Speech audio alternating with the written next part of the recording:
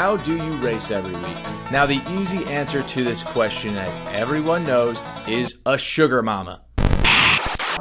You're watching RRLRC, an elevated RC racing production. Perhaps in a perfect world, we all have sugar mamas, funding our race programs, leaving us to our workbenches until duty calls. Unfortunately, here on planet Earth, it takes a little bit more effort. For those of you new to the channel, I am a professional amateur RC car racer of about 5 years. And this kind of question I've been sitting on for a little bit thanks to a few Facebook posts, courtesy of some local racers back home. Shout out Donnie Algieri. I saw the post, it freaking blew up. There were so many responses, and I found that there is a way to kind of categorize this answer. And it not only applies to RC car racers like myself, it also applies to all forms of motorsport, because those who are able to get to that track on a weekly or at least regular basis have a method, at least according to a lot of these comments that I saw. A quick disclaimer, by no means am I an expert here to recommend some form of a course of action. If anything, my intention here is to just kind of open up the dialogue around this conversation, take confusion out of the game here, and shine a light on the means that actually work for some people, as well as talk a little bit about my own personal experience with this. I'm going to share those kind of tips later on in the video. You won't want to miss it. So seat time is a gigantic advantage and probably the most important thing that you can have at your disposal these days. So how do you get to track while you manage a job, family, and other commitments? It's a valid question. Is it really as simple as staying up late, getting up early, how bad do you want it kind of sort of philosophies, or is there something else here? This video will highlight the two groups of racers that I have identified that are able to get to the track on a regular basis. I'll also touch on reasons why some folks believe that racing is just too much these days. And this leads us to our first group of people: credit cards. I'm talking about the people who live on credit and have the mentality of it's racing or nothing. This approach allows them to max out their credit card, and with money at their disposal, they can run up the bills and compete at a high level. Break something, need new fresh tires, a new upgrade out, no problem. Put it on the card. And get this, more than half of Americans in 2024 say that they cannot afford an $1,000 emergency expense from their savings account. What do you think that means about racers out there too? There has to be at least some percentage of these people who really believe in this, and according to the comments, they're out there. This leads us to our second method: the entrepreneur. I think this is a French word. I don't know. It sounds French. I like to think that it's French. We're going to roll with that. The entrepreneur. Now, this can be a whole family involved in this sort of thing. For them, it's a no-brainer that racing is life, but it goes beyond credit cards. They hustle. They move to a more centralized location. They homeschool their children. A lot of these entrepreneurs are self-starters. They're business types that have people and systems doing their jobs to pay the bills. Now, before you think that I'm here to tell you about some get-rich-quick scheme, hear me out. Let's think about some creative financing here, right? If you are young, think about your parents. They can fund your entries. They can fund food. Sponsors can really help out with parts and gear. And in most forms of motorsport, if you're winning, that can help fund next time's entry fees. How about passive income streams, real estate investing, day trading? Some people report not using a single credit card to fund their racing program. If they're not working, they're basically at the track. There's no other big time spending. Now, living this exceptional life that we talked about doesn't come easy. You have to be willing to make sacrifices and take risks to get you here. These self-starters may work Monday through Thursday from like 7 a.m. to 6 p.m.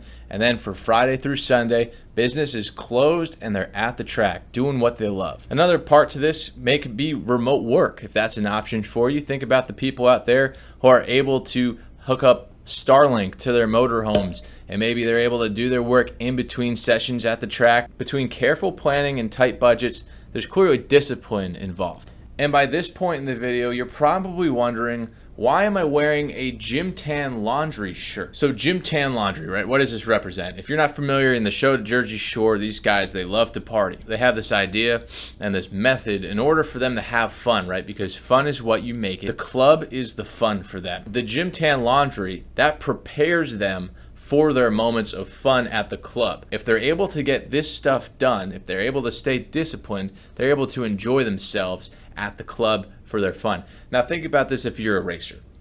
Okay, and I'm going to bring this back home. I know that was a bit of a weird one. Some people think of RC in my world, right, as radio controlled. I think of it as really challenging. So what do we want to do as racers, right? That's the fun. Fun is what you make of it. The fun is the fact that we're competing, we're at the track, hanging around with other like-minded people, enjoying our time. But how do we get there, right? You can't just get to the track and expect to have fun.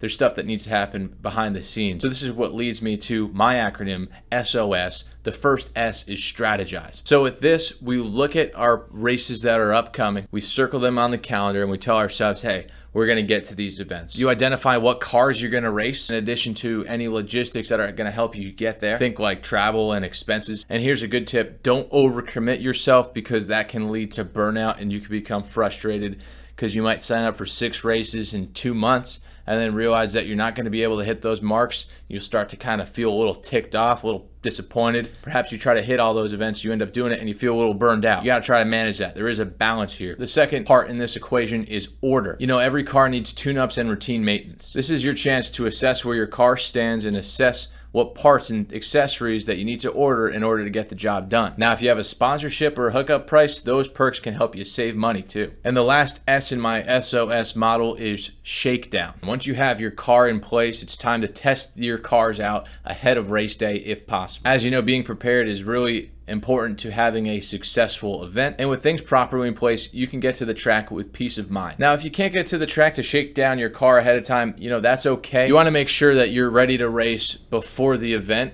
not in the middle of it, unless you like stress like that. And if you do, hey, God bless, you're on your own. So this final method isn't a method really, it's just a section of the comments that were there, and I thought that it was important to identify and raise in this video, and that is the group about to quit. Now, this is the excuse list, and hey, it could apply to you. People say, hey, I grow up in a generation where I'm honestly cooked. If they wanted to get to the track on a regular basis, they said that they'd be eating crackers and drinking water for every meal. They say between the entry fees, the travel costs, it seems like if you're not making bank, it's just not feasible. Some may say somewhere along the line, the work to fun ratio just got flipped upside down. Others may say it's a lot of work to pull out of the driveway. The expenses, the work involved have continued to increase. Now, everyone's situation is situational. However, I would like to end this video on a bit more of a high note. Even though there were a lot of comments regarding this, there were also people out there who wanted to flip that script upside down.